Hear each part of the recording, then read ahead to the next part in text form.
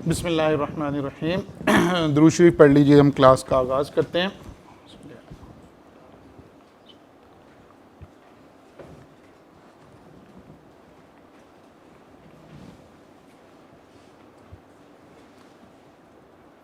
चलिए, मैं जाहिद कवी आप सब लोगों को इस क्लास में वेलकम करता हूँ और आपका एक नया सेशन शुरू हो रहा है और हम इस वक्त बिज़नेस लॉ की क्लास कंडक्ट करने जा रहे हैं।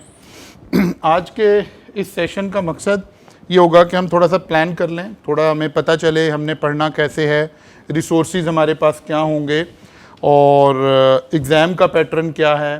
आपने क्योंकि ज़ाहिर है ये एग्ज़ाम देना था तो शायद आपने जो करंट अटैम्प्ट के पेपर हुए हैं उसके बारे में भी मशहूरी सुनी होगी कि क्या हुआ है और कैसा पेपर आ रहा है। अगरचे ये सारी चीज़ें एज अ टीचर मैं बड़ा खुश हुआ हूँ इस बात से कि आई कैप अब उस तरफ आया है कि वो बच्चे पास हों जो पढ़ कर आ रहे हैं।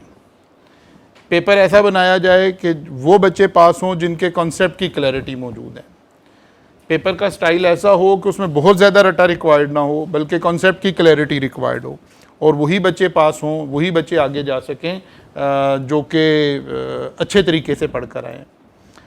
बी लॉ का पेपर आया और मैंने उसको सेम डे सॉल्व किया। शायद मुझे भी उसकी डेप्थ का अंदाज़ा इतना ना होता अगर मैं उसका सोल्यूशन मुझे ना देना होता, क्योंकि जब एज अ टीचर हम देखते हैं, ये मैंने इस अटेम्प्ट से एक थोड़ा सा ट्रेंड शुरू किया राइज़ में, और अपने पेपर में तो मैंने सेम डे पर कंप्लीट सोल्यूशन भी बच्चों को प्रोवाइड किया और बाकी पेपर्स में हमने एटलीस्ट डिस्कशन की कि पेपर कैसा आया, किस तरह हुआ, क्या हुआ। तो क्योंकि मुझे कंप्लीट सोल्यूशन देना था तो बिल्कुल मेरी पोजीशन वही थी कि जैसे एक स्टूडेंट एग्जामिनेशन हॉल में बैठकर उसको क्या प्रॉब्लम आई। एक है कि पेपर आपने सरसरी सा देखा, अच्छा ये आया था, अच्छा ये आया था, अच्छा ये आया था, नहीं, आपने एक एक क्वेश्चन का सल्यूशन बनाना था, आंसर देना था, तो आपको बिल्कुल स्टूडेंट लेवल पर उसमें से गुजरना पड़ा। तो पता चला कि आई कैप ने बड़ी बारीक बीनी से पेपर बनाया है और जिस तरह का पिछली अटैम्प्ट भी ऐसे ही थी, लेकिन इस दफ़ा उसकी स्ट्रेंथ को उसने फर्दर इंक्रीज़ करके ये मैसेज दिया कि अब वो क्या चाह रहा है। प्रीवियसली बिजनेस लॉ का पेपर आपको मालूम है कि ये कंबाइंड पेपर होता था, B law and C law, तो इसका सिलेबस डबल था। कुछ अरसे से आई कैप की जब ये नई स्कीम आई तो उन्होंने इस पेपर को अलग कर दिया। तो इस पेपर को पढ़ाने का जो मज़ा था ना, वो टीचर का तो एटलीस्ट आधा रह गया कि बच्चों की नज़र में एक आसान सा पेपर है, थोड़ा सा सिलेबस है, हो ही जाएगा, टीचर भी रिलैक्स है, आराम से चल रहा है। लेकिन आई कैप ने बड़ा क्लियर मैसेज इस अटैम्प्ट में दिया है कि नहीं, हमने सिलेबस हाफ इसलिए किया है कि आपने उतना ही टाइम इस हाफ को पढ़ कर आना है, बारीक बीनी से पढ़ कर आना है। यानी आप यकीन जानिए कि एक एक MCQs ऐसा था कि जिसको हमें टीचर लेवल पे सॉल्व करते हुए सोचना पड़ रहा था कि इसका क्या आंसर है। तो एक टेक्निकल पेपर में कन्वर्ट हो गया, जो कि एक अच्छी बात है। जाहिर है जितना ज़्यादा स्किल सेट आपका इंप्रूव होगा, जितना बेहतर आप पढ़ेंगे, आप उतना ही फ्यूचर के एक अच्छे प्रोफेशनल बन सकेंगे। और आपको मालूम है कि आज हम जिस दौर में खड़े होकर ये गुफ्तगू कर रहे हैं, दुनिया के अंदर इंफॉर्मेशन का एक सैलाब आ चुका हुआ है। पूरी दुनिया पिछले 3-4 महीने में एंटायरली चेंज हो गई है आर्टिफिशियल इंटेलिजेंस आने की वजह से। आप यकीन जाने कि 90% चांस यही है कि आपका पेपर भी किसी AI सॉफ्टवेयर से बन रहा होगा, चाहे वो ChatGPT हो या कोई भी हो। तो हमें अपनी सारी स्ट्रेटजी रिवाइज करनी पड़ी। मैं लकी इसलिए रहा कि मैंने क्योंकि सोल्यूशन देना था, मुझे जल्दी इसका एहसास हो गया, तो मैंने अपना सारा स्टडी मटेरियल चेंज किया। जर्नली क्या होता है कि जर्नली टीचर जब टीच कर रहा होता है तो पिछली दफ़ा वाले नोट्स, पिछली दफ़ा वाली चीज़ें ही इस्तेमाल हो रही होती हैं। लेकिन इस बैच में मैं खुदा का शुक्र अदा करते हुए ये अनाउंसमेंट कर रहा हूँ कि आपको ईच एंड एवरीथिंग रिवाइज मिलेगी। मैंने ये पिछले 20-22 दिन डेज़ एंड नाइट्स लगाकर इन चीज़ों को डेवलप किया है और इसके ऊपर काम किया है कि जो आई कैप का नया पैटर्न है, जो नया स्टाइल है, उसके साथ हमने कूप अप कैसे करना है। एज ए मेंटोर मेरी जिम्मेदारी है कि मैं आपको वो मटेरियल प्रोवाइड करूं जिस तरह का एग्जामिनेशन में पेपर आ रहा है। यानी आप ये समझिए, इस नए पेपर के बाद हमारे जो पास्ट पेपर थे वो ऑलमोस्ट इररेलेवेंट हो गए। आमतौर पर हम किसी भी पेपर की तैयारी कैसे करते हैं, पास पेपर कर लेते हैं, लेकिन पेपर का पैटर्न और उसका जो डिफ़िकल्टी लेवल है वो इतना ज़्यादा स्विच हुआ है कि पिछले पास पेपर इररेलेवेंट हो गए हैं, पिछले क्वेश्चंस इररेलेवेंट हो गए हैं। लेकिन अल्लाह का शुक्र है मैंने इसके ऊपर काम किया है और हम उसको इंशाअल्लाह ताला लेकर साथ चल रहे होंगे। दूसरी छोटी सी बात, ये वही सेशन है जिसके बारे में आप हर दफ़ा इरादा करते हैं कि बस अगले सेशन से मैंने साथ साथ पढ़ना शुरू कर देना। तो मैंने आपको ये याद दिलाना था, ये वही वाला सेशन है जिसकी आपने अपनी पर्सनल ज़ात से रेजोल्यूशन पास कर रखी है ना कि नहीं नहीं बस बड़ी हो गई, अगली दफ़ा थे तो मैंने साथ साथ पढ़ना है। तो रमज़ानुल मुबारक के इस खूबसूरत औकात में अपने इस अहद को पक्का कर लें। आपने काम रोज़ाना का रोज़ाना करना है इंशाल्लाह। इसमें मैं रेगुलेट करूँगा इस बात को इंशाल्लाह ताला, और वीक टू वीक बेसिस हमारा जो टेस्टिंग सिस्टम होगा उसके ज़रिए से हम इसको इंश्योर करवाएंगे इंशाल्लाह ताला कि जो एक वीक में आपने काम किया होगा वो 100% आपका तैयार हो चुका होगा नेक्स्ट वीक के लिए। अभी क्लास के बाद जो हमारे व्हाट्सएप ग्रुप्स बने हुए हैं उसके अंदर मैं आपके साथ ये नोट्स और ये सारी चीज़ें शेयर कर दूँगा। चैप्टर नंबर 2 से आमतौर पर हम आगाज़ करते हैं, तो चैप्टर नंबर 2 के नोट्स आपको मैं सेंड कर दूँगा। और एक हमने वर्कबुक बनाई है, ये नए पैटर्न की वजह से ये बिल्कुल एक नया कॉन्सेप्ट है। एक आपको वर्कबुक मिलेगी। हमारा जो सिलेबस होता है, हमारा जो ICAP जिस तरह किसी भी चैप्टर में आपको पढ़ा रहा होता है ना, जब आप कोई भी चैप्टर ओपन करते हैं तो उसके अंदर ना उस चैप्टर का एजेंडा लिखा होता है, उसको हम कहते हैं लर्निंग आउटकम। जनरली एक चैप्टर में 3 से 4 लर्निंग आउटकम होते हैं। प्रॉब्लम क्या है, अमूमन प्रॉब्लम क्या है, बच्चे जब पढ़ रहे होते हैं तो वो चैप्टर के ख़त्म होने का इंतज़ार करते हैं कि अच्छा जी चैप्टर ख़त्म होगा तो फिर मैं कोई क्वेश्चन सॉल्व करूँगा। अब चैप्टर में फ़र्ज़ कर लें 4 लर्निंग आउटकम थे, लर्निंग आउटकम 1 हो गया, 2 हो गया, 3 हो गया, 4 हो गया, भाई आप प्रैक्टिस कब करेंगे, चैप्टर तो कंप्लीट हो गया। इस वर्कबुक के अंदर हमने ये एक डिफरेंट काम किया कि हमने हर लर्निंग आउटकम को सेपरेट ट्रीट किया। जनरली एक लेक्चर में एक लर्निंग आउटकम कंप्लीट हो जाता है या बाद दफ़ा 2 लेक्चर लग जाते हैं उसके ऊपर। बस एक लेक्चर कंप्लीट हुआ तो 4 तरह से एग्जामिनर आपसे बातें पूछता है। नंबर 1 MCQs पूछता है, नंबर 2 सिनेरियो बेस्ड क्वेश्चन पूछता है, नंबर 3 स्ट्रेट थ्योरेटिकल क्वेश्चन पूछता है। इन 3 हेड में आपसे बातें पूछ रहा होता है। हर लर्निंग आउटकम के ये तीनों हेड आपको अलग से मिल जाएंगे। यानी आपका अगर लर्निंग आउटकम 1 कंप्लीट हुआ है, फ़र्ज़ किया कल की क्लास में हमारा लर्निंग आउटकम 1 कंप्लीट हो गया, तो आप लर्निंग आउटकम 1 का जो ट्रिकी क्वेश्चंस हैं, जो मोस्ट डिफ़िकल्ट क्वेश्चंस हैं, वो आप इसी साथ साथ कर रहे होंगे। तो सारी किताब और सारा कुछ ये वर्कबुक के साथ जुड़ा हुआ है। क्योंकि इसकी नीड ज़्यादा थी, ये रिसोर्स इस वक्त अवेलेबल नहीं है मार्केट में, तो मैंने अपने आप से एक इरादा भी किया, एक अहद भी किया कि हम इस रिसोर्स को अल्लाह ने अगर ये काम मेरे से लिया है तो हम इसको खैर के काम में भी इस्तेमाल करेंगे। यानी वो तमाम बच्चे जो हमारे पास नहीं भी पढ़ रहे हैं उनको भी ये चीज़ें हम प्रोवाइड कर रहे हैं। और वो मैंने व्हाट्सएप ग्रुप, शायद आप लोगों ने देखा होगा, मैंने कुछ व्हाट्सएप ग्रुप्स बनाए हैं, उसके अंदर जो जो बच्चे ऐड होते चले जाएंगे उन तक ये चीज़ें भी पहुंच जाएंगी, ताकि जो बच्चा पूरे पाकिस्तान में कहीं से भी लॉ के अंदर अपीयर हो रहा है वो इन चीज़ों का इस्तेफ़ादा उठा सके, इनसे बेनिफिट ले सके। आ जाइए बेटा। तो इस तरह से इंशाअल्लाह ताला ये सारा सिलसिला चल रहा होगा। मैं सुबह भी जब आ रहा था तो मैंने एक छोटा सा शॉर्ट सा क्लिप रिकॉर्ड करवाया और उसके अंदर भी मैं यही जिक्र कर रहा था कि मुझे 22 साल हो गए हैं अल्हम्दुलिल्लाह अल्लाह की मेहरबानी से टीच करते हुए, लेकिन मैं ज़िंदगी में इतना एक्साइटेड कभी नहीं हुआ किसी सेशन के लिए। और उस एक्साइटमेंट की एक बड़ी रीज़न वही ICAP का पैटर्न का चेंज होना है कि हमें लगा कि यार अच्छा अब वो ग्राउंड बनी है जिसके ऊपर हम पढ़ा रहे थे। वरना बच्चे तो यूज़ टू हो गए थे कि भाई क्लास में जुगतें सुननी है, मजाक करना है, हंसी मजाक होना है, ही हा होना है। ICAP ने बताया कि नहीं, पढ़ कर आए। मेंटोर का काम है कि आपके मेंटल लेवल को एक स्टेप ऊपर लेकर आए। भले पहले वो आपके लेवल पर आए लेकिन फिर वहाँ ना खड़ा रहे, आपको एक लेवल ऊपर लेकर आए।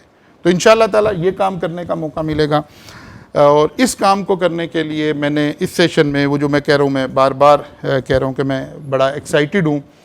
मैंने कॉलेज में अपनी मैनेजमेंट की तमाम रिस्पॉन्सिबिलिटीज़ डेलीगेट कर दी हैं।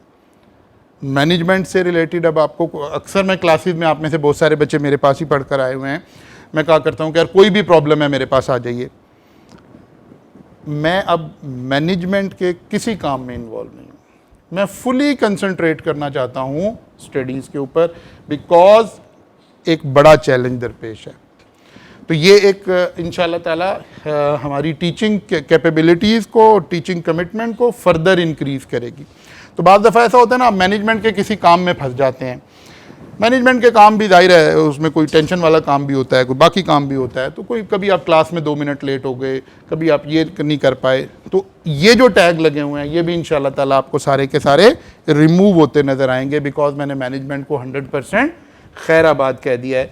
सिर्फ टीचिंग के ऊपर फोकस करेंगे। जाहिर है बीइंग ए डायरेक्टर हमें जो बीओडी के अंदर मैटर्स देखने होंगे स्ट्रेटजिक लेवल के, वो तो देख ही रहे होंगे, लेकिन डे टू डे अफेयर से हमने अपने आप को बिल्कुल, नवीद अंसारी साहब ने, मैंने, अदनान रशीद साहब ने, हम तीनों ने इसमें से अपने आप को बिल्कुल बाहर निकाल लिया, ताकि हम अपना सारा टाइम, सारा फोकस अपने स्टूडेंट्स के ऊपर कर सकें। तो आगाज़ करते हैं जी बिज़नेस लॉ का। थोड़ा सा एजेंडा शेयर करते हैं, सिलेबस देखते हैं कि क्या सिलेबस है। बिज़नेस लॉ 100 मार्क्स का पेपर जी। इस पेपर के अंदर अगर हम देखें तो कुछ एरियाज बने हुए हैं जिसको हम ग्रिड बोलते हैं आमतौर पर। बिजनेस लॉ की ग्रिड 1, जिसके अंदर चैप्टर नंबर 1 शामिल है, हमारी किताब का chapter number 1, introduction to legal system, कि हमारे मुल्क में कानून का निज़ाम क्या है, लीगल सिस्टम कैसे चल रहा है, अगर कोई कानून बनना है तो कैसे बनना है, असम्बली क्या करेगी, सेनेट क्या करेगी, प्रेसिडेंट ऑफ पाकिस्तान क्या करेगा, इस तरह की बेसिक अंडरस्टैंडिंग। लेकिन आमतौर पर पढ़ने का आगाज़ हम चैप्टर नंबर 1 से नहीं कर रहे होते, ठीक है ना, बल्कि उसकी बजाय हम ग्रिड बी से आगाज़ कर रहे होते हैं, which is contract act 1872। Contract act 1872। अगर हम आईकेप की किताब को रेफरेंस लें तो चैप्टर नंबर 2 से लेकर चैप्टर नंबर 10 यानी 9 चैप्टर इससे रिलेट करते हैं। अच्छा जी, ग्रिड 3 पार्टनरशिप एक्ट 1932। अच्छा, आपने देखा आगे कोई सन लिखा हुआ है, जैसे कॉन्ट्रैक्ट एक्ट 1872 का मतलब है जो लॉ हम पढ़ रहे हैं ये कब बना था, क्योंकि लॉ का एक मिजाज है, लॉ जब बनता है तो हम उसका कोई नाम रख देते हैं। जैसे जब इस दुनिया में कोई बच्चा पैदा होता है तो उसका एक नाम रख देते हैं ना, उसकी आइडेंटिटी के लिए। तो ये नाम आमतौर पर उसके सेक्शन 1 में रखा जाता है, और फिर ट्रेडिशनली हम साथ ही ईयर को भी उसके नाम का हिस्सा बना देते हैं। Contract act 1872, partnership act 1932। इसका मतलब है ये बड़े पुराने लॉज हैं, ये इंसानियत की कलेक्टिव विजडम है कि एक कानून 1872 से चला हुआ आ रहा है और उसी को लेकर हम चल रहे हैं। अभी आज हम थोड़ा सा इसका हिस्टोरिकल एनालिसिस भी करेंगे। फिर 4th ग्रिड आ जाती है जी, निगोशिएबल इंस्ट्रूमेंट। अभी for the sake of simplicity मैं कहने लगा हूं कि ये बैंकिंग सिस्टम, यानी जो हम चेक कैसे इशू करते हैं, पेमेंट का लेन देन कैसे होता है, उससे रिलेटेड क्या कवानीन है, निगोशिएबल इंस्ट्रूमेंट। और फिर 5वां और आखिरी हिस्सा आता है लेटेस्ट लॉज, यानी जो आज के दौर में हमें जिन कवानीन की ज़्यादा ज़रूरत पड़ रही है ये उनसे रिलेटेड है। जैसे एंटी मनी लॉन्ड्रिंग, आपको ने देखा है कि money laundering, anti money laundering, FATF, ये बातें आप सुन रहे हैं ना जी, ये उससे रिलेटेड। डेटा प्रोटेक्शन, मेरा फेसबुक का डाटा, मेरा फलां डाटा, ये नया दौर की रिक्वायरमेंट है, तो उसके जो कवानीन है ये बिल्कुल 2 लेटेस्ट कवानीन है। और फिर पुराना ही कानून है आर्बिट्रेशन एक्ट। आर्बिट्रेशन एक्ट को आप ऐसे समझ लीजिए कि जैसे 2 लोगों की सुलह कराने के लिए कोई कानून क्या है। आमतौर पर होता है ना, किसी 2 लोगों की कोई लड़ाई हो गई तो कोई बड़ा बीच में डल गया, क्या इसका कोई लीगल प्रोसेस भी है, तो वो हम यहाँ पढ़ रहे होते हैं। तो चैप्टर नंबर 16 एंड 18 इससे रिलेट कर रहे होते हैं। इसका मतलब ये हुआ हमारी किताब में टोटल कितने चैप्टर हुए जी, 18 चैप्टर हुए। अब ये 5 एरियाज हैं जो हमने पढ़ना है। Area number 1 legal system, area number 2 contract act, area number 3 partnership act, area number 4 negotiable instrument, area number 5 latest laws. ठीक है, अब पेपर का पैटर्न क्या है?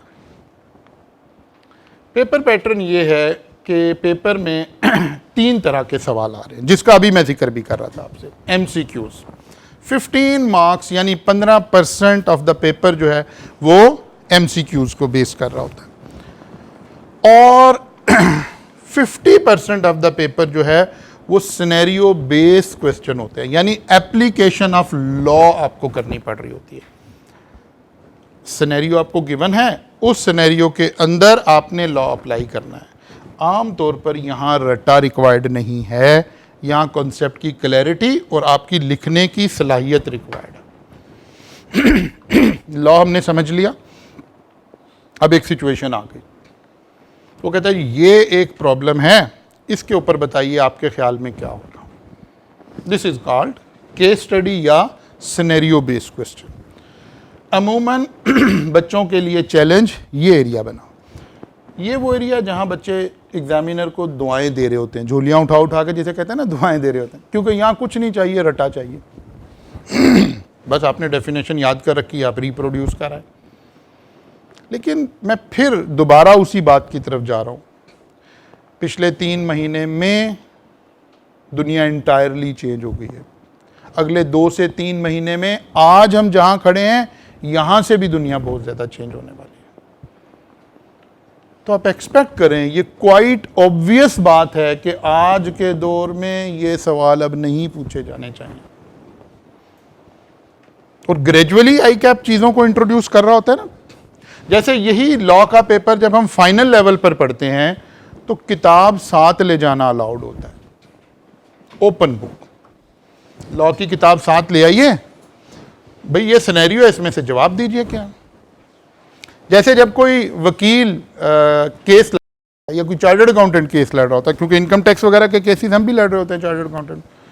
जब आप अदालत में जाते हैं तो क्या लॉ की किताब खोलना अलाउड होती है कि नहीं होती?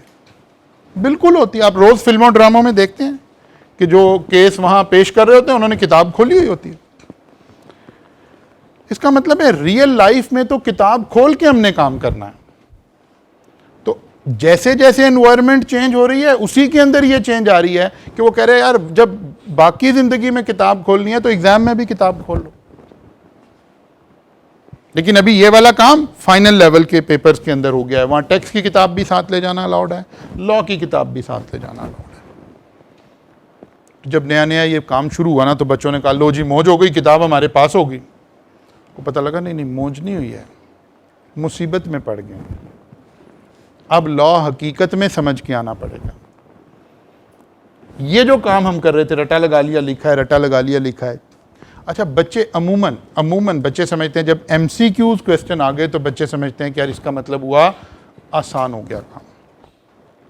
हाँ, एक आसानी हो गई कि आपकी राइटिंग स्किल्स इस वक्त रिक्वायर्ड नहीं है, लेकिन पहली मर्तबा आई कैप की हिस्ट्री में पहली दफ़ा ऐसा हुआ कि उसने इतने ट्रिकी MCQs बनाए कि बच्चों को क्या, असातिज़ा को पसीने आ गए उनको सॉल्व करते हुए।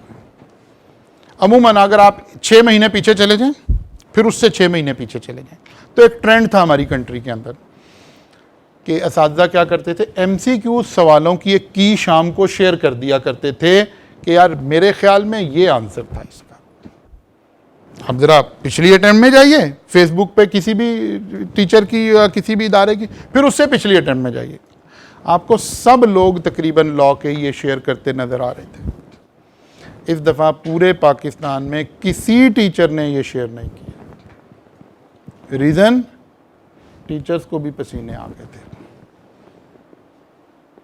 लेकिन इस बेलने में से गुजरना आपने है। हम तो बाहर बैठे हैं ना, हम तो बाहर बैठे हैं। तो कहने का मतलब ये है, अब ये टैग हटा दें अपने दिमाग से कि लॉ एक आराम से पेपर है, ये तो इसलिए रख रहे हैं कि चलो यार भाई कैप ने पेपर रखा हुआ देना तो है ही है, इसने तो खुद ही हो जाना है। तो ये इकबाल की खुदी वाला काम अब इसके अंदर से शामिल नहीं हो सकेगा। अच्छा जी, आगे चलते हैं। और थोड़ा सा पैटर्न अगर हम डिस्कस करें, वेटेज क्या है, एग्जाम वेटेज क्या है। लीगल सिस्टम में से जनरली कोई 4 मार्क्स का एक क्वेश्चन आ जाता है और कोई नंबर 1 मार्क्स का कोई एक एमसीक्यूज आ जाता है। इसका मतलब है चैप्टर नंबर 1 का वेटेज कितना हो गया, 5। कॉन्ट्रैक्ट है, असल में सारी कहानी इसके गिर्द घूम रही है। ये आपका ऑलमोस्ट 50% ऑफ द सिलेबस है, जिसमें से कोई 40% के क्वेश्चन है और कोई 8% 10% के एमसीक्यूज हैं, यानी 50% है। पार्टनरशिप एक्ट कोई तकरीबन 18 to 20% इसका वेटेज है। निगोशिएबल इंस्ट्रूमेंट कोई 12 से 15, आ जाइए बेटा आ जाइए, 12 से 15% इसका वेटेज है। एंटी मनी लॉन्ड्रिंग कोई 15 से 18% इसका वेटेज है। इसका मतलब है हमें समझ आनी चाहिए कि सबसे ज़्यादा फोकस हमें कहाँ करना है, सबसे ज़्यादा जान हमारी कहाँ लगनी है, सबसे ज़्यादा लर्निंग के लिए हमें कहाँ टाइम स्पेंड करना है, तो दैट इज़ कॉन्ट्रैक्ट एक्ट। मैं अक्सर कहा करता हूँ, अच्छा थोड़ा सा ट्रिकी भी यही है, बाकी सारा लॉ इसके मुकाबले में आसान है, ठीक है ना, बाकी सारा लॉ इसके मुकाबले में आसान है। आसान तो ये भी है, लेकिन बहरहाल रिलेटिव टर्म में अगर हम बात कर रहे हो तो ये सारा काम ऐसे चलेगा जनाब। इसके बाद हम आते हैं चैलेंजेस क्या हैं जी, कैफ 3 के अंदर, कैफ 4 के अंदर चैलेंजेस क्या है। सबसे पहला चैलेंज है कि बच्चे कहते हैं कि यार हमारा कोई लीगल इंटरेस्ट थोड़े है, हमें कोई लॉ पढ़ने का शौक़ थोड़े है। अगर लॉ पढ़ने का शौक़ होता तो फिर हम LLB कर रहे होते। हम तो CA में आए थे चार्टर्ड अकाउंटेंट बनने के लिए, आपने हमें यहाँ लॉ पढ़ाना शुरू कर दिया। एक बड़ा चैलेंज ये दरपेश है। दूसरा चैलेंज है, अमूमन बच्चों के जहनों में एक बात है, एक बात डाल दी गई है दिमागों के अंदर कि लॉ की लैंग्वेज कोई बड़ी मुश्किल है, ये कोई और दुनिया की लैंग्वेज है, इस वजह से समझ नहीं आता। तो एक दूसरी रीज़न ये है, और तीसरी रीज़न है कि यार हमें इसे याद करना पड़ेगा, रटा लगाना पड़ेगा, तो रिटेंशन एक बड़ी प्रॉब्लम है। ये अमूमन 3 बातें बच्चों के जहन में ये वाली हैं, 3 चैलेंजेस ये वाले हैं। इनका हल क्या है, इनका सोल्यूशन क्या है? सबसे पहली बात है लॉ में इंटरेस्ट पैदा करना। अल्लाह ने चाहा तो भी अगले 15 मिनट के बाद वो जो आपके दिमागों में ये है ना कि यार हमारा कोई लॉ में इंटरेस्ट कोई नहीं है, तो अल्लाह की ज़ात पे उम्मीद करके कह रहा हूँ कि आज ही के लेक्चर में आप देखिएगा कि आपका लॉ में इंटरेस्ट क्रिएट हो चुका होगा इंशाअल्लाह ताला। क्योंकि हम टीचिंग थ्रू स्टोरी टेलिंग कर रहे होंगे। नंबर 1 एक ख़ास हमारी क्लासेस का खासा कि हम एक स्टोरी क्रिएट करेंगे और उस स्टोरी के ज़रिए सारी चीज़ों को समझने की कोशिश करेंगे। और अल्लाह ने हमारे ब्रेन को ऐसे ही बनाया है कि हम जब कोई स्टोरीज़ की शक्ल में चीज़ें देख रहे होते हैं तो हमें याद नहीं करनी पड़ रही होती। मसलन आपने बेतहाशा फिल्में देखी, ड्रामे देखे, फलां देखा, कभी किसी को याद किया है? क्या आपको कोई किसी फिल्म की स्टोरी याद नहीं है? क्या किसी ड्रामे की स्टोरी याद नहीं है? नहीं, हर फिल्म हर ड्रामे की स्टोरी हमें याद है, लेकिन नोट्स तो कहीं नहीं है, रटा तो कहीं नहीं लगा। इसका मतलब है अगर हम सब्जेक्ट को भी इसी उसमें कन्वर्ट कर ले तो चीज़ें बहुत आसान हो जाएंगी। मैं उसकी एक और एग्जांपल देता हूँ। आपने देखा कि पिछले अरसे में हमारे मुल्क में कुछ हिस्टोरिकल प्लेस लगने शुरू हुए, उर्तुगल लगना शुरू हो गया, ये हो गया। ये क्या था? इस ड्रामे में क्या हो रहा था? हिस्ट्री दिखाई जा रही थी। अगर आप याद करें, अगर आप एक लम्हे के लिए सोचें, क्या कभी हिस्ट्री आपका फेवरेट टॉपिक रहा है? नहीं। तो कायदे आज़म के 14 नुकात और फुला और आज़ादी से जंग आज़ादी कभी हमारा फेवरेट एरिया था? कभी आसानी से याद होता था? नहीं होता था। लेकिन क्या उर्तुगल ड्रामा आपको आसानी से याद नहीं हो गया? फ़र्क क्या था? सिर्फ यही था, वो पिक्चराइज हो गया था, वो स्टोरी में कन्वर्ट हो गया हुआ था। तो स्टोरी को रिटेन करना बहुत आसान है। अगर कोई अच्छा राइटर, कोई अच्छे लोग आपकी ये सारी किताबों के ड्रामे बना दें तो ड्रामे देखते देखते ही आप पास हो जाएंगे, ज़िंदगी आसान हो जाएगी। और ये वक्त दूर नहीं है, ये वक्त दूर नहीं है। शायद आज से 2 साल के अंदर अंदर वाकई ही ऐसे ही पढ़ा जा रहा होगा कि स्टोरीज, प्लेज और ड्रामेज बना दिए जाएंगे जो टॉपिक पढ़ाना है, क्योंकि अब उनको बनाना भी नहीं पड़ेगा।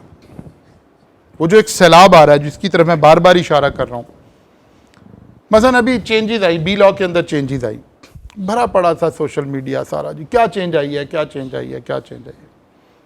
मैंने अपना एक AI टूल यूज़ किया और आप जाकर आज ज़रा वो वीडियो देखिएगा जो मैंने बी लॉ के ऊपर दी। एक एक लाइन, एक एक फुल स्टॉप, एक एक कॉमा 30 सेकंड के अंदर मेरे पास पड़ा। किताब में क्या चेंज आई? सी लॉ की किताब में चेंजेस आई। मैंने एक समरी शेयर की, बच्चे हैरान हो गए, इवन कुछ मेरे कोलीग्स हैरान हो गए। उन्होंने कहा यार तुमने बनाई कैसे है?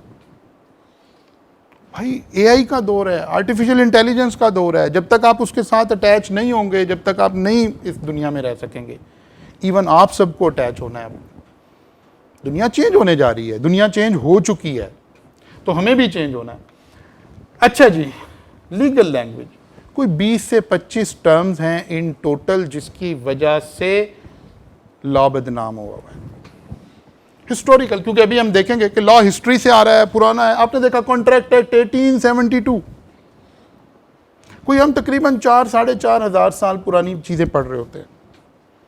अब इसके दरमियान में तो बहुत सारी लैंग्वेजेस आई, बहुत सारी लैंग्वेजेस इवॉल्व हुई, तो बाज़ दफ़ा उन लैंग्वेजेस के कुछ अल्फाज हमारी उसमें लीगल लैंग्वेज में आ जाते हैं। तो वो 20 से 25 टोटल अल्फाज हैं और आपके सिलेबस में 10 से 15 हैं।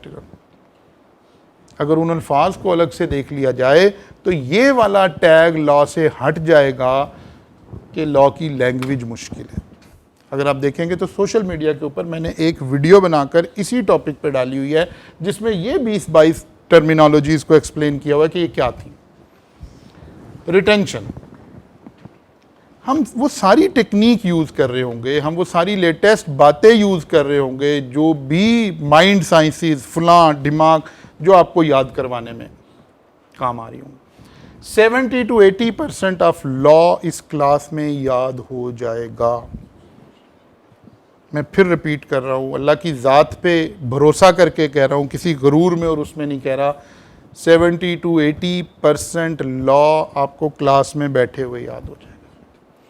आपकी ज़िम्मेदारी सिर्फ इतनी है कि इस सब्जेक्ट को रूटीन बनाकर घर जाकर 1 घंटा देना शुरू कर दें। घड़ी देख लें, जहाँ 1 घंटा हो जाए किताब बंद कर दें। आप फेल हो गए तो मैं जिम्मेदार हूँ। लेकिन 6 डेज अ वीक, रोज़ाना का काम रोज़ाना। आप में से खुदा ना खास्ता, अल्लाह ना करे, कोई बच्चा फेल हो जाए, जाहिद कभी रिस्पॉन्सिबल। लेकिन जब तक हम रूटीन नहीं बनाएंगे, जब तक हम अपने लेजीनेस को छोड़ेंगे नहीं। अब जैसे कि रमज़ानुल मुबारक की क्लास है, अब जो बच्चा सहरी खा के सो गया वो लामहला उसने क्लास में लेट हो जाना। और जब आप सीए में रेगुलर होना सबसे ज़रूरी है। अभी हमें ज्वाइन किया हिसाब स्कूल ऑफ अकाउंटेंसी की टीम ने, हमारा आपस में मर्जर हुआ, तो एक बड़े खूबसूरत पर्सनैलिटी हमें ज्वाइन किया उन्होंने, नुशेरवान साहब। अभी मैंने उनसे मीट योर मेंटोर किया, आप में से कुछ बच्चों की नज़र से गुजरा हो तो, और अगर नहीं गुजरा तो ज़रूर देख लीजिएगा आज जाके, राइज के पेज पे पड़ा होगा। मैं ऑलरेडी इन्हीं स्टोरीज़ का मुतलाशी रहता हूँ, उन्हीं की ज़बानी सुनिएगा कि उनका तालीमी कैरियर क्या था, वो कितने एक मार्क्स ले रहे थे और कैसे वो सीए में आ गए और कैसे फिर हो गया। ये आप हम सब के लिए ये मोटिवेशन है। मैं हमेशा से इसका दाई रहा हूँ कि सीए मुश्किल नहीं है। ये लफ्ज़ बोलना बड़ा मुश्किल है। सीए मुश्किल नहीं है, सीए रेगुलरिटी मांगता है। आप बच्चों ने टैग लगा रखा है, अपने दिमागों को बंद कर रखा है ये कह के कि सीए मेहनत मांगता है। सीए मेहनत नहीं मांगता, सीए रेगुलरिटी मांगता है। इस अटेम्प्ट में आप शायद 3 पेपर में अपीयर हो रहे होंगे ना। 3 में से 2 पेपर तो मैं खुद टीच करता हूँ। हो सकता है आप मेरे पास ही पढ़ रहे हो सकता है मेरे पास ना पढ़ रहे हो, लेकिन क्योंकि ये मैसेज तो सब लोगों तक जाना है, 3 में से 2 पेपर तो मैं पढ़ाता हूँ। इसमें से टैक्स भी मैं पढ़ाता हूँ, बी लॉ भी मैं पढ़ाता हूँ। मैं दोनों पेपर की क्लास में आज अनाउंस करूँगा। आप 1 घंटा रोज़ाना पढ़ें। कोई बच्चा फेल हो जाए तो मेरे ऊपर केस कर दे, मुकदमा कर दे। सीए हार्ड वर्किंग मांगता है। फिर अगले पेपर में जाएंगे तो मैं सी लॉ पढ़ाता हूं, मैं वहां भी यही ऐलान, आज के तीनों क्लासेस में यही ऐलान मैंने करना है। आप कहते हैं सीए हार्ड वर्किंग मांगता है, सीए रेगुलरिटी मांगता है, सीए रेगुलरिटी मांगता है। मैं फिर कह रहा हूं, सीए रेगुलरिटी मांगता है। रेगुलरिटी का ये मतलब नहीं है कि सिर्फ रोज़ाना का काम रोज़ाना करना है, ऐसा कभी नहीं हो सकेगा। आप 12-14 साल से पढ़ रहे हैं ना, ऐसा नहीं हुआ, क्योंकि आप रेगुलरिटी का ये मतलब समझते रहे कि रोज़ का काम रोज़ करना है। इसमें एक फ़िक्रा ऐड कर लें, रोज़ का काम मुकर्ररा वक्त पे करना है, यानी शेड्यूल बनाना है। आपने आज जाके डिसाइड करना है कि यार आपके 24 घंटों में से वो कौन सा 1 घंटा है जिसमें आप लॉ पढ़ेंगे। मसलन हो सकता है आप रात 10 बजे से 11 बजे पढ़ रहे हो सकता है 3 बजे से 4 बजे शाम में पढ़ो, वट अपनी सहूलत के मुताबिक, लेकिन आपने डिसाइड करना है। और फिर आज ही डिसाइड करके अपने मोबाइल पे अलार्म लगा लेना है रोज़ाना की बुनियाद पे कि उस टाइम से 15 मिनट पहले मोबाइल आपको रिकॉल करवाए कि आपका पढ़ने का टाइम शुरू हो गया। आप सिर्फ 1 हफ्ता मेरे कहने पर ये काम कर लें, अगर आपकी ज़िंदगी ड्रास्टिकली चेंज ना हो गई तो मैं जिम्मेदार हूँ। Regularity regularity regularity. अल्लाह ने सारी बरकतें वैसे भी टाइम के साथ ही अटैच कर रखी हैं। आप देखिए, हम सुबह सुबह आजकल हम मुसलमान उठ रहे हैं ना, सुबह उठे हैं सहरी के लिए, तो क्या फ़र्क पड़ता है 5 मिनट अगर लेट कर लें सहरी तो क्या ख्याल है, उधर से भी 5 मिनट लेट खोल लेंगे, नहीं है ना ऐसा। अल्लाह कह रहा है नहीं नहीं नहीं नहीं, ये तो मिनट क्या नैनो सेकंड तक टाइम ख़त्म जी, बस यहाँ टाइम ख़त्म और यहाँ से शुरू। टाइम चाहिए। अल्लाह ने सारी बरकतें, सारा रूटीन टाइम के साथ अटैच किया। चलो जी नमाज है जी कभी भी पढ़ लेंगे, नहीं नहीं नहीं, उसका स्टार्ट टाइम भी है, उसका एंड टाइम भी है। ऐसे ही आप दिन में कभी भी पढ़ लेंगे, नहीं, ऐसा नहीं है। इसका कोई स्टार्ट टाइम होना चाहिए, इसका कोई एंड टाइम होना चाहिए। तो खुदा के लिए अपने हाल पे ये रहम खाएं और इस नेमत का भी एहसास करें जो आप एंजॉय कर रहे हैं। कौन सी नेमत? आपकी एज के बच्चे अब तकरीबन दुनिया के 80% ममालिक में फुल टाइम स्टूडेंट नहीं है। सारा यूरोप, सारा अमेरिका, सारी दुनिया, इस एज के बच्चे ने खुद कमाना है, खुद पढ़ना है। ये तो इस खित्ते के अजीम माँ बाप हैं जो आपको यहाँ बिठाए हुए हैं। इतना बड़ा इकोनॉमिक मेल्टडाउन आया, इतना बड़ा इकोनॉमिक मेल्टडाउन आया, इतनी इन्फ्लेशन आई कि आप सोच नहीं सकते क्या हो रहा है आपके पेरेंट्स के साथ। और आप ये सोच रहे हो कि यार हम चलो जी लाहौर आ गए हैं, लाहौर को एंजॉय कर लेते हैं, कल पढ़ लूँगा, परसों पढ़ लूँगा।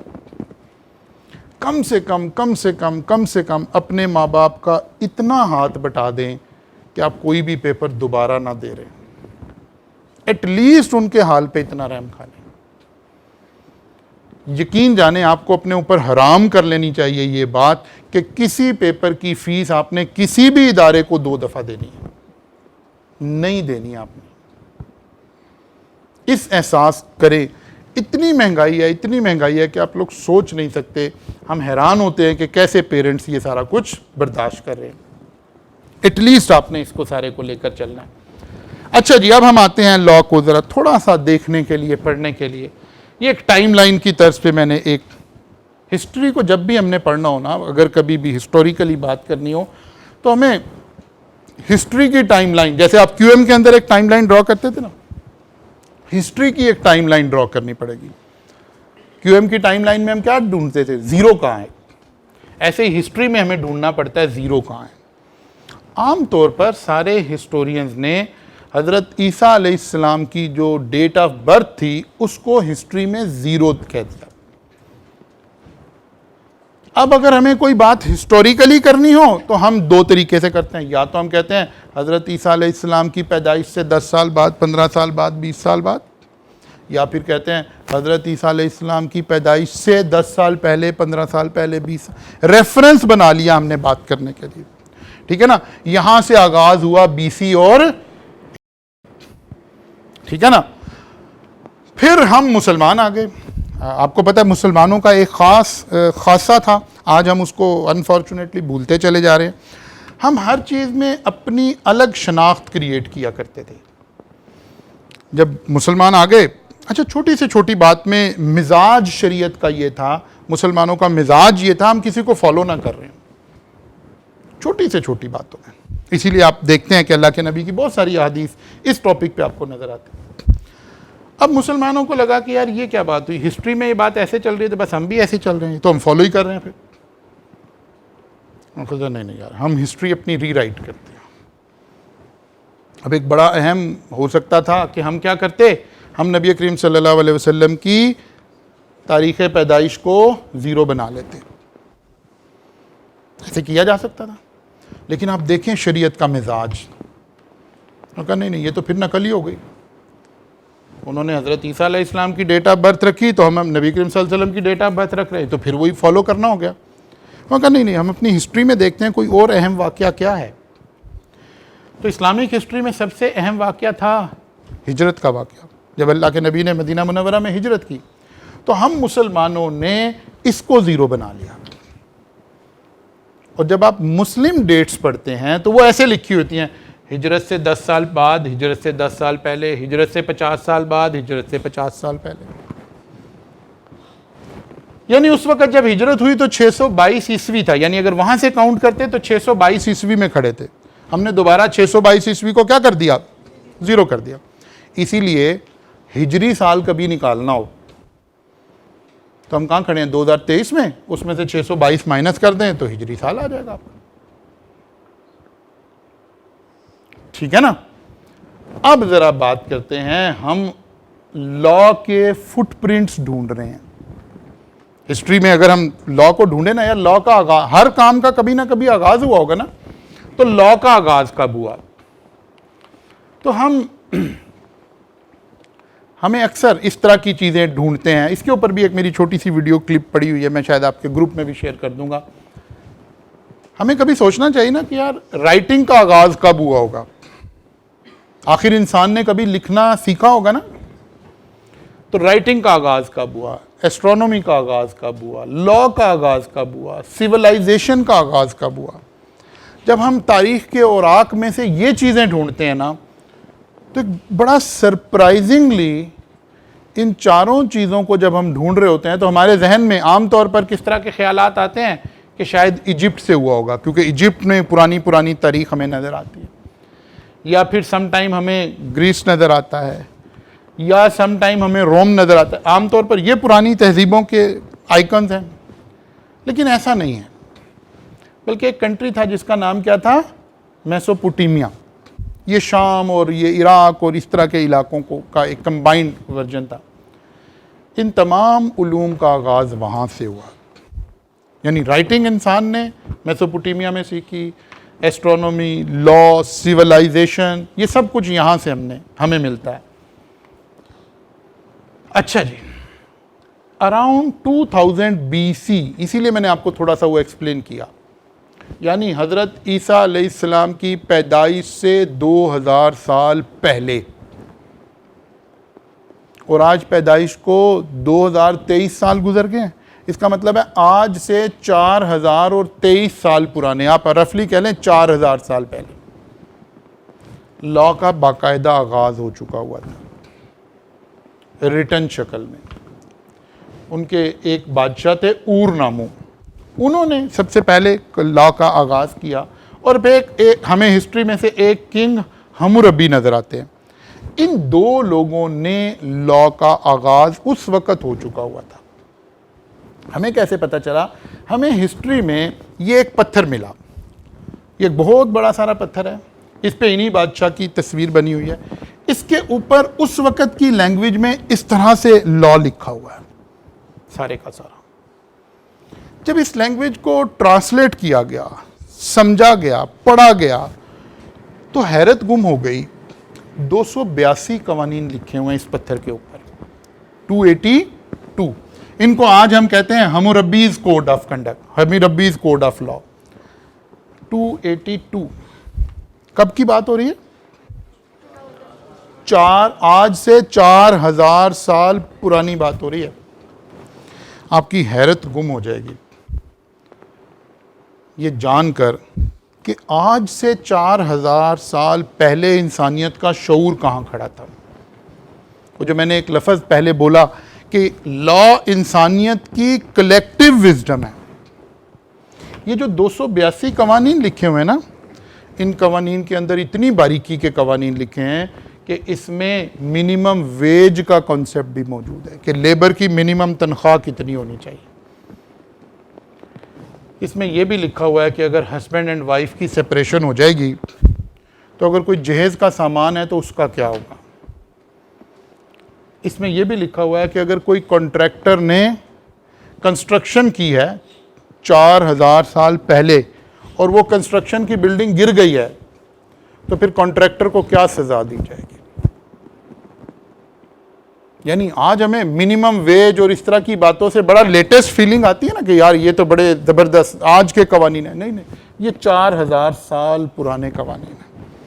असल में इससे पहले की जो हिस्ट्री है, उससे पहले स्टैंडर्डाइज्ड लॉ नहीं था, बल्कि बादशाह सलामत बैठे हुए हैं, बादशाह सलामत ने कोई बात आई, उनका जैसे दिल किया वैसे फैसला कर दिया।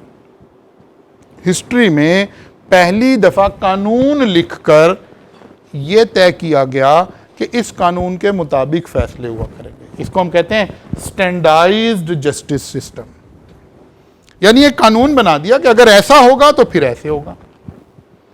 तो ये 282 कवानीन अगर कभी आप पढ़ें तो आप बड़ा एंजॉय करेंगे कि यार क्या बात है। अच्छा, आज से 4000 साल पहले भी लोग ऐसे सोच रहे थे। आप में से कौन कौन है जो इसे पढ़ना चाहेगा? हाँ जी, कौन कौन है जो इसे पढ़ना चाहेगा? कोई ऑलमोस्ट 70% बच्चे कह रहे हैं कि मैं पढ़ना चाहूँगा। अभी हमने थोड़ी देर पहले डिसाइड किया था कि हमारा लॉ में कोई इंटरेस्ट नहीं है। आप तो अपने सिलेबस की बाहर की चीज़ें पढ़ने को तैयार हो गए। बात समझ आई है? आप तो अपने सिलेबस से बाहर की किताब पढ़ने के लिए लॉ की तैयार हो गए। बिकॉज हिस्ट्री को पढ़ना, अगर उसे समझ के पढ़ा जाए तो ये बड़ा ज़बरदस्त अमल है। खैर, हमने इसको पढ़ना नहीं है, इसी से ड्राइव होकर कवानीन आगे की तरफ आ रहे हैं। अब आ जाते हैं जी हम अपने कॉन्ट्रैक्ट की तरफ। Contract law, historical evolution of contract. Contract का आगाज, जो कि 50% हमारा सिलेबस है, ये हमें रोमन पीरियड से कॉन्ट्रैक्ट नज़र आता है। फिर ब्रिटिश रजीम इसके अंदर आ जाता है। ब्रिटिश रजीम, हम अपने खित्ते की बात कर रहे हैं। जब ब्रिटिश रजीम से पहले, बिफोर ब्रिटिश रजीम, इस खित्ते में 2 कवानीन लागू थे कॉन्ट्रैक्ट से रिलेटेड, तिजारत से रिलेटेड, मामलात से रिलेटेड। एक को हम मुस्लिम लॉज कहते थे और दूसरे को हम हिंदू लॉज कहते हैं। मुस्लिम लॉ को आमतौर पे वो मोहम्मदन लॉ बोल देते थे, और हिंदू लॉ, यानी जो हिंदू लोग थे वो अपने मज़हब के मुताबिक अपने मामलात के लिए उन्होंने लॉ बना रखे थे, और जो हम मुसलमान थे हमने अपने शरीयत के मुताबिक कवानीन बना रखे थे। क्योंकि हमारी शरीयत भी तो हमें मामलात का बताती है ना कि कैसे मामलात, कॉन्ट्रैक्ट का मतलब क्या है, मेरे आपके मामलात कैसे चल रहे हैं। फिर यहाँ ब्रिटिश आ गए। जब ब्रिटिश आ गए तो उन्होंने आकर अपना लॉ कॉन्ट्रैक्ट एक्ट 1872 इम्प्लीमेंट कर दिया, और वो दोनों कवानीन ख़त्म कर दिए जो मुस्लिम लॉ और हिंदू लॉ के यहाँ मौजूद थे। फिर ब्रिटिश इस एरिया के अंदर हमारे ऊपर रूल करते रहे। फिर तहरीक आज़ादी चली, फिर हमने आज़ादी हासिल की। आजकल हमें पता चल रहा है कि वो आज़ादी सही नहीं थी, अब हम सही वाली आज़ादी हासिल करने की भी कोशिश कर रहे हैं, ठीक है ना। तो कॉन्ट्रैक्ट एक्ट के बाद जब तक ब्रिटिश रजीम चलता रहा, ये कॉन्ट्रैक्ट हमारे यहाँ चलता रहा। फिर हमने आज़ादी हासिल कर ली, और आज़ादी हासिल करके पाकिस्तान बन गया। लेकिन जैसे ही पाकिस्तान बना तो आपके ख्याल में क्या होना चाहिए था? मुस्लिम लॉ दोबारा आ जाना चाहिए था। लेकिन वो जिसे हम कहते हैं कि हकीकी आज़ादी नहीं मिली हमें, हकीकत में हकीकी आज़ादी नहीं मिली। हमारे कवानीन वही रहे, हमारे बोसीदा निज़ाम वही रहा, वो जो निज़ाम में चेंज आनी थी वो नहीं आई। देखिए हमने भी क्या कर दिया, कॉन्ट्रैक्ट एक्ट 1872 ही पढ़। आज भी आप कौन सा कॉन्ट्रैक्ट एक्ट पढ़ रहे हैं? 1872 पढ़ रहे हैं। तो वो जो मुस्लिम लॉ था वो आज़ादी के बावजूद हम यहाँ पर इम्प्लीमेंट नहीं कर पाए। हाँ, हमने कॉन्ट्रैक्ट एक्ट को कहीं कहीं माइनर सी चेंजेस करके उसको अपने मुताबिक एडजस्ट कर लिया। तो ऐसे हमारा ये कॉन्ट्रैक्ट लॉ था जहाँ से हमने किया, ये हमने 15-20 मिनट इन्वेस्ट किए हैं, थोड़ा सा एक इंटरेस्ट क्रिएट हो जाए, हमें पता चले हम क्या करने के लिए जा रहे। अब आगाज करते हैं। जैसे मैंने आपसे कहा कि हमें पढ़ना कैसे होगा, तो मैंने अभी आपसे एक लफ्ज़ बोला कि हम कोई एक स्टोरी बना लेंगे, ठीक है ना, और उस स्टोरी से चीज़ों को अपने ब्रेन में, अपने माइंड में पहले चिपका लेंगे और फिर उसके ऊपर कॉन्सेप्ट को लाकर बिल्ड करेंगे। जैसे कि ये मिस्टर कामरान हैं जी और ये मिस्टर नोमान हैं। मिस्टर कामरान अपना घर सेल करना चाहते हैं, ठीक है, और इन्होंने क्या किया, मिस्टर नोमान को कहा कि will you purchase my house for ₹10 million, क्या तुमने मेरा घर खरीदना है 1 करोड़ रुपए का। मिस्टर नोमान ने हिसाब किताब लगाया, मशवरा किया, फैमिली में बात की और उसके बाद डिसाइड किया कि यस मुझे घर तो ख़रीदना ही है, और उसके हिसाब से ये घर एक सही प्राइस पर मिल रहा था। उसने कहा yes I am willing to purchase your house for ₹10 million.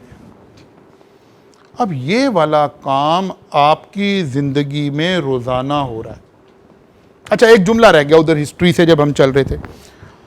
आपको पता है जब दुनिया के अंदर कोई चेंज आती है ना, तो जो लोग उस दुनिया में आ रहे होते हैं ना, उनके जीन्स ही लर्न करके आ रहे होते हैं।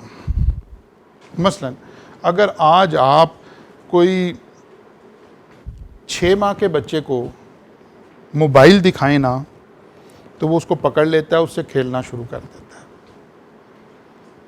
जबकि अगर जब मैं 6 माह का था, अगर उस एज में बच्चों को, उस वक्त तो मोबाइल था ही नहीं, अगर उस एज में बच्चे को मोबाइल दिखाया जाता तो बच्चा रोना शुरू कर देता, वो उससे डर जाता।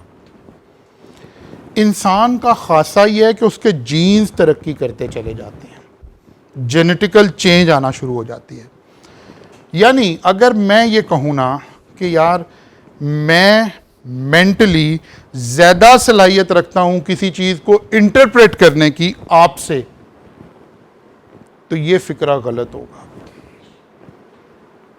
बाय डिफ़ॉल्ट आप इस दुनिया में मेरे से बाद में आए हैं, आपकी जेनेटिकल जो तरक्की है वो मेरे से ज़्यादा है। यानी हम अपने घरों में जब देखते हैं, मेरा बड़ा बेटा है, फिर एक उससे छोटी बेटी है, फिर एक उससे छोटी बेटी है, तो अगर हम कोई टेक्नोलॉजिकल बात कर रहे हों तो जो सबसे छोटी बेटी होगी उसे सबसे ज़्यादा जल्दी समझ आ रही होगी, हालांकि उनका तो गैप भी कम है, मेरा आपका तो ज़्यादा गैप है। इंसान के जीन्स लर्न कर चुके होते हैं। हम जो कुछ, अब फिक्रा सुनिएगा मैं जो कहने जा रहा हूँ, हम जो कुछ पढ़ने जा रहे हैं, मैं पूरी ईमानदारी से ये फिक्रा बोल रहा हूँ, उसका 70 to 80% आपको पहले ही पता है।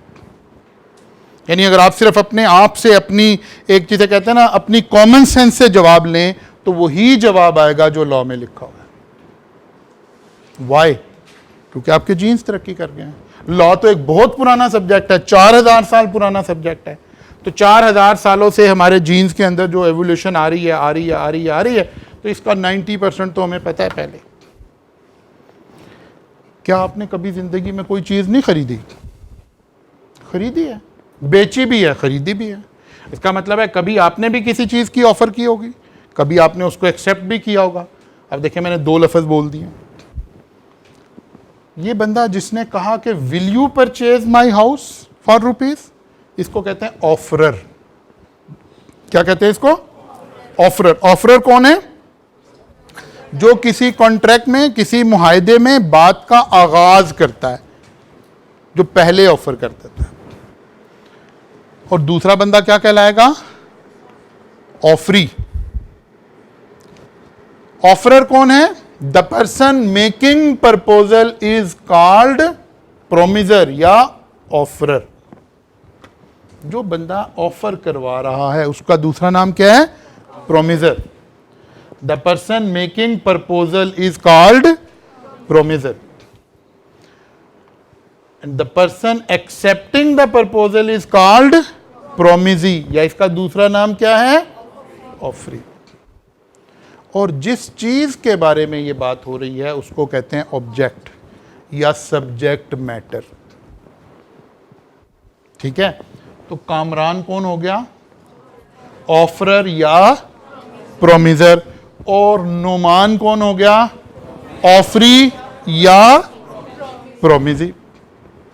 अच्छा जरा गौर करें, ये जो ऑफरर एंड ऑफरी का करेक्टर है ना, ये नहीं है कि जो बेच रहा होगा वो ऑफरर होगा और जो खरीद रहा होगा वो ऑफरी होगा। मैंने ये लफ्ज नहीं बोला,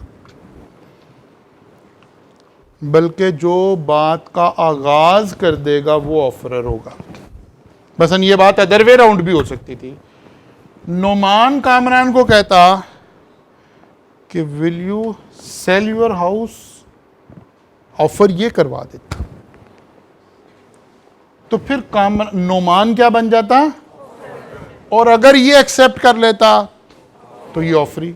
इसका मतलब है ऑफरर एंड ऑफरी का ताल्लुक बायर एंड सेलर से नहीं है, बल्कि किससे है?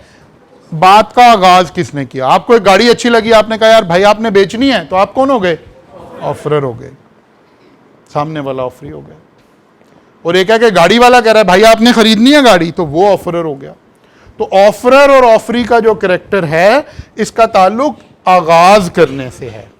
जिसने कॉन्ट्रैक्ट का आगाज कर दिया, कॉन्ट्रैक्ट की निगोशिएशन का आगाज कर दिया, वो कौन बन गया? ऑफरर बन गया। Offerer is one who make an offer to another. ये ऑफर नोमान भी दे सकता था, ये ऑफर कामरान भी दे सकता था, दोनों में से कोई भी पहल कर सकता था। एक शख्स ने ऑफरर बन जाना था और दूसरे ने ऑफरी बन जाना था। बात समझ आ गई? अच्छा जी, जैसे मैंने आपसे कहा कि हम कॉन्सेप्ट को हमेशा किसी स्टोरी से अटैच करके फिर आगे चलेंगे। अभी ये कामरान और नोमान वाली एग्जांपल को मैंने दोबारा प्रोड्यूस कर दिया। कामरान ने क्या किया था? नोमान को कहा था कि आप मेरा घर खरीदना चाहते हो। एक मैंने और एग्जांपल ऐड कर दी। एक साहब हैं जिनका नाम हमने क्या रख दिया है? रमला। और एक दूसरे साहब हैं जिनका नाम हमने रख दिया है कमला। तो रमला जी और कमला जी की आपस में एक ट्रांजैक्शन हुई। क्या ट्रांजैक्शन हुई? रमला ने कमला से लोन ले लिया, कुछ पैसे उधार ले लिए। और आपको पता है जब कोई बंदा उधार ले ले तो क्या होता है? फिर वो आपका फ़ोन भी नहीं उठाता, फिर वो बात भी नहीं सुनता, फिर उसे व्हाट्सएप मैसेज करें तो वो व्हाट्सएप के ऊपर भी सेटिंग सेट करके रखता है कि अगले को पता ना चले कि मैंने व्हाट्सएप देखा है कि नहीं देखा। अब यही कहानी इनकी चल रही है। कमला जी जो है वो फ़ोन कर रहे हैं, रमला जी फ़ोन नहीं उठाते। अब बेचारे तंग आए पड़े हैं, पैसे दे नहीं रहा है। अच्छा जी, एक दिन कमला जी क्या करते हैं, वो इसको कॉल करके कहते हैं कि भाई देखो तुम इंसान बनते हो कि नहीं, नहीं तो मैं अदालत जा रहा हूँ, फिर अब मैं तुम्हारे ऊपर केस करूँगा। I will sue you to recover my. Sue का मतलब क्या हो गया? केस फाइल करना, कि भाई मैं तो अब अदालत में जा रहा हूं और अब आपके खिलाफ केस फाइल करूंगा। जब ये बात रमला पर पहुंची तो उसने कहा यार नहीं नहीं, एक मेरी बात सुनो, ठहर जाओ। If you do not sue me for next 6 months, अगर तुम अगले 6 महीने मेरे खिलाफ अदालत में ना जाओ, I will pay additional rupees. वो कहता है जो आपके पैसे देने हैं वो तो दूंगा ही दूंगा, 6 महीने केस ना करो, 6 महीने के बाद पैसे भी दूंगा और 50,000 एक्स्ट्रा भी दूंगा। ये 2 कहानियां, 2 स्टोरीज हमें समझ आ गई हैं। अब हमने ये 2 स्टोरीज क्यों बना ली है? पहली जो स्टोरी है उसमें एक बंदा दूसरे बंदे को, ऑफरर ऑफरी को कुछ करने के लिए कह रहा है, will you purchase my house. ठीक है ना? यानी इस कॉन्ट्रैक्ट में ये बंदा कुछ करने, कोई ऐसा एक्ट है जो आपने करना है। मेरा आपके साथ कॉन्ट्रैक्ट किस बात का हो रहा है? कुछ करने का हो रहा है। आप ये काम करोगे, आप ये कर लें, ये इस तरह के बहुत सारे कॉन्ट्रैक्ट है ना, जहां हम कॉन्ट्रैक्ट क्या करते हैं? कुछ करने के लिए, जॉब करने के लिए। किसी मजदूर को बुलाया कि यार ये ईंटें हैं भाई ऊपर छत पे ले जानी है, इतने पैसे देंगे, तो हम उसे क्या कह रहे हैं? कुछ करने के लिए कह रहे हैं। किसी आपने वाइट वॉश वाले को बुलाया, उसे कहा यार घर पेंट करवाना है, तो हम उसके कहा क्या कॉन्ट्रैक्ट कर रहे हैं? कुछ करने का कह रहे हैं। एक बड़ा हिस्सा कॉन्ट्रैक्ट का ऐसा है जब 2 पार्टीज आपस में कॉन्ट्रैक्ट कर रही होती है, किस चीज का? कुछ करने का। ठीक है ना? कोई काम करने का कॉन्ट्रैक्ट हो रहा है। जैसे कॉलेज का आपका कॉन्ट्रैक्ट हुआ, हम आपको पढ़ा रहे होंगे, कुछ कर रहे होंगे, ठीक है, यानी पॉजिटिव एक्ट है, टू डू समथिंग। कॉन्ट्रैक्ट किस लिए है? कॉन्ट्रैक्ट किस लिए है? टू डू समथिंग, कुछ करना है, ये ईंटें ऊपर लेकर जानी है, ये घर पेंट करना है, ये घर खरीदना है, ये पढ़ना है, कुछ करने की बातें हो रही हैं। अगर दूसरी तरफ हम कॉन्ट्रैक्ट देखें, रमला ने क्या ऑफर करवाई है? अगर तुम मेरे खिलाफ केस ना करो, ये फर्क समझना है। वो उधर वाली एग्जांपल है टू डू समथिंग और इधर वाली एग्जांपल है नॉट टू डू समथिंग। अच्छा, नॉट टू डू समथिंग भी लिख देंगे तो कुछ नहीं होगा, लेकिन लॉ इसको कैसे लिखता है? Abstain from doing, legal term, abstain from doing. इसका मतलब है जब भी जिंदगी में हम कोई कॉन्ट्रैक्ट कर रहे होंगे तो दो तरह से हो रहा होगा, या तो कुछ करने का कॉन्ट्रैक्ट हो रहा होगा, मैं ये करूंगा आप ये करेंगे, या कुछ ना करने का कॉन्ट्रैक्ट, मैं ये काम नहीं करूंगा, ये भी तो कॉन्ट्रैक्ट हो सकता है ना, ये भी कॉन्ट्रैक्ट हो सकता है, मैं ये काम नहीं करूंगा। इसका मतलब है कॉन्ट्रैक्ट दो तरह से होता है, टू डू समथिंग और नॉट टू डू समथिंग। अच्छा जी, हम क्यों ये पढ़ रहे थे? हमने ऑफर, ऑफरर या प्रपोजल को डिफाइन करना था अब लॉ की नजर में। When a person signifies to an other, जब कोई बंदा किसी दूसरे बंदे से पूछे, क्या? टू डू समथिंग, क्या तुमने ये घर खरीदना है, क्या तुमने ये गाड़ी खरीदनी है। कॉलेज एडवर्टीजमेंट से क्या पूछ रहा था आपसे? क्या आपने ये पेपर पढ़ना है? To do something. और नॉट टू डू समथिंग।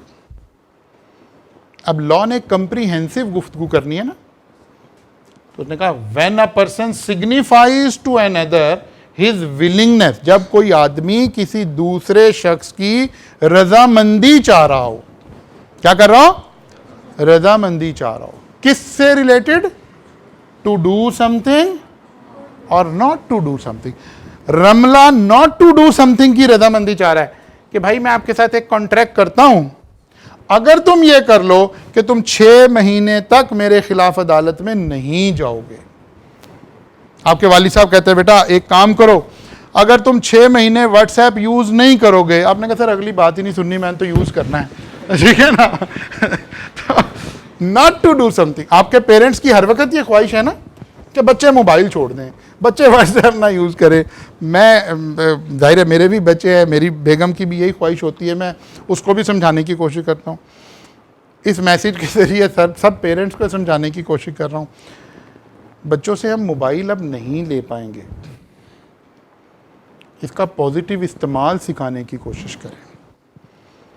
हम आपको इस मोबाइल से इल्म के साथ जोड़ने की बातें कर सकते हैं, इसके बेनिफिट्स ले सकते हैं, इससे फ़ायदा ले सकते हैं, इसको छोड़ नहीं पाएंगे हम।